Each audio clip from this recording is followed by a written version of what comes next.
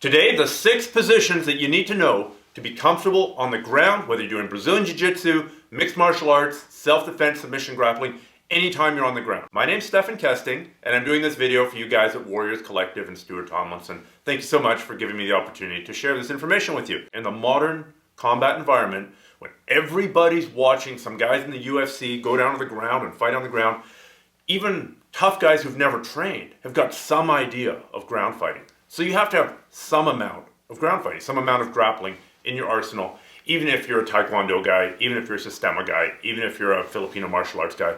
If you hit the ground and you're completely lost, then you're lost, right? Then there's a huge flaw in your game. So you need at least some level of knowledge there. The problem is, when people come and they start grappling, it's just a giant confusion of arms and legs and bodies and heads, and oh my God, what are those guys doing? And one's between the other's legs, and now they twist around, all of a sudden somebody taps out, and you have no idea of what's going on.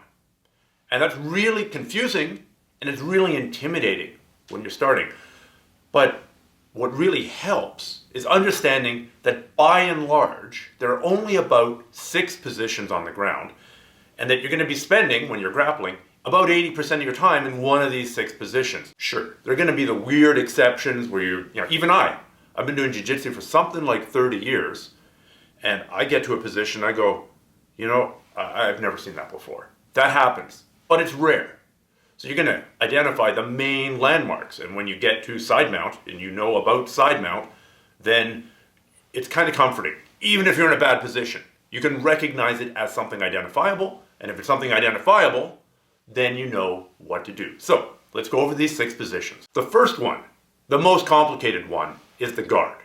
So position 1 is the guard, and you can break the guard up into closed guard, half guard, open guard, or hooks-based guard, frame-based guard, clamping guard. There are different ways to categorize the guard, but basically you're on your back and you're using your legs to fight your opponent. Any other position on the ground, you're losing. On the guard, it's kind of equal. In MMA, I'd rather be on the top. If I'm striking, I'd rather be on the top than on the bottom, but at least you're not losing outright. Any other position, you're losing. So position number 1 is the guard. Position number 2 is side mount. This is where one person's down and the other person's essentially on top of them, lying crossways to them. Now you can, again, include other variations in there. You can include like kezagatame, a kazuri kezagatame, ushiro kezagatame, north-south position. By and large, we're going to lump that all as side mount. Then there's knee mount. This is where you've popped up and you've got one knee on your opponent's belly, or his chest, or his hips, or even his face in some variations, but it's knee mount. It's knee on belly. Or knee on belly, the way that some memes have taken off. Knee on belly is an attacking position. You're putting a ton of weight on your opponent. You're putting a ton of weight, and that forces him to do stupid things. And in those stupid things, you have the opportunity to submit him, you have the opportunity to improve your position, and you have the opportunity to strike him, obviously. So, guard, side mount, knee mount. Next is full mount. This is where you are sitting atop of your opponent. Again, a couple of different variations. There's S mount, there's low mount, there's high mount. But basically, you're on top. This is a super powerful position because you can punch down. And if he punches up, first of all, he doesn't have gravity on his side. He doesn't have any kind of body rotation on his side. And also reach-wise. Even if you've got shorter arms than he does, you can punch down and he can't reach you. Next position, the back. Or rear mount, back mount. This is where your opponent is turned and you've got your hooks in, or body figure 4, or a couple other variations, but basically you're on his back and now you can attack with chokes and arm locks typically. It's a terrible, terrible position for your opponent to be in. It's a great position for you to be in. Final position is turtle. You see this a lot in judo, you see this in wrestling, it's similar to the referee's position, but a bit different. You see this in MMA, somebody's tired of getting hit, they roll over and they turn into the turtle. Not a great position for the guy on bottom, although there are some things you can do, and a pretty good position for the guy on top, although you can get caught and stuff. So, those are the 6 positions. The guard, with 3 major variations, side mount, knee mount, full mount, back mount, and turtle. Now, of course, there are other positions. You can include the whole leg entanglement game from the modern leg lock game in there as well. You can include that as a 7th position.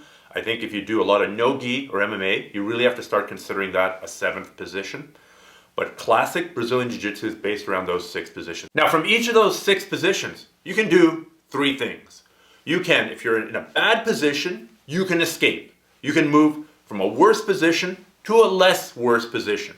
So if you have me in side mount, which isn't great, I might try to put you in my guard. We've moved from a not very good position to a more equal position. You can also try to improve your position. If you have me in side mount, you might try to move to full mount. Because from full mount, well, in a jiu-jitsu context, you get more points. In an MMA context, you can now hit me.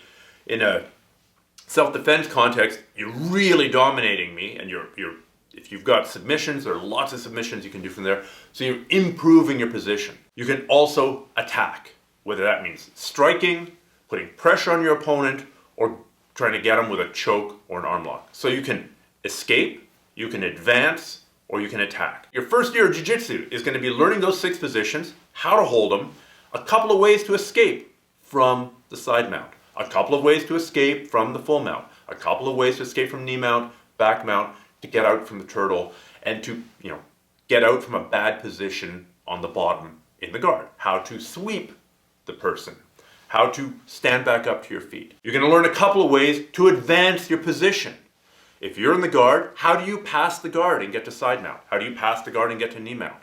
Now, that's a big, complicated game, but that's something you got to learn. If you're in side mount, how do you get to mount? If you're in side mount, how do you get to the back? If the guy's turtled in front of you, how do you get to the back? How do you flip him over and pin him in side mount?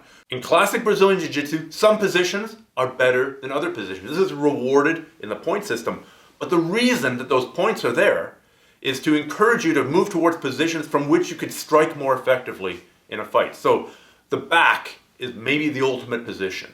The mount is a very good position. The knee mount is good, not as good as the mount, but better than side mount.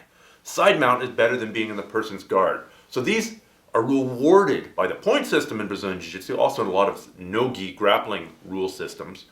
But the point is you're progressing to a better position. So even if you're not actually striking when you're grappling, you're in a position where if you were to strike, the guy would essentially be helpless. So there's a hierarchy. So your escapes are going to be moving up the hierarchy. You might, if you have my back, I'm in a terrible position. My escape might be getting out of your back control and putting you so that you have me in side control. It's not as good as having you in my guard, but I've moved up the hierarchy from absolutely terrible position to not so great, and I'm going to try to advance till I get to a good position. Then finally, for each of those 6 positions, you need to learn some submissions and some attacks. Classically, these are going to be chokes, they're going to be arm locks, and they're going to be leg locks. So you can choke someone from side mount. You can arm lock someone from side mount. You can leg lock someone from side mount. You can do the same from knee mount. You can do the same from mount. You can do the same from back mount. There are attacks from each position. Now, typically, the good attacks are all from the dominant position. Sure, there are ways to submit your opponent from the bottom of mount. There are ways to submit your opponent when he's on your back. There are ways to submit your opponent when you're in the turtle and he's on top of you. But they're not high percentage. The high percentage attacks are all for the people who are in the dominant position. For those 6 positions, once you've learned a couple of escapes, a couple of ways to improve your position, and a couple of attacks, so that's 6 positions, let's say 2 escapes from each, so that's 12 techniques, 2 ways to advance your position, so that's 24 techniques, and a couple of attacks you can rely on, so that's 36 techniques.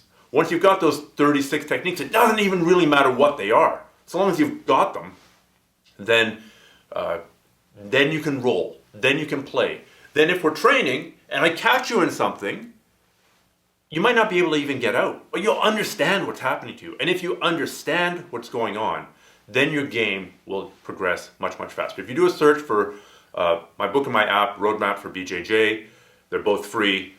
It's got a lot more resources on each of these positions, and the whole idea of a positional hierarchy within Jiu-Jitsu that drives much of the game. So I think with that idea, those 6 positions, the idea that from every position there are escapes, ways to advance your position, and attacks, I think that'll really give you a big head start in your game and make the whole process of learning jiu-jitsu much less frustrating and much more fun. And if you're having fun, then you're going to advance faster and you'll fill in that big hole that's in your game, possibly right now.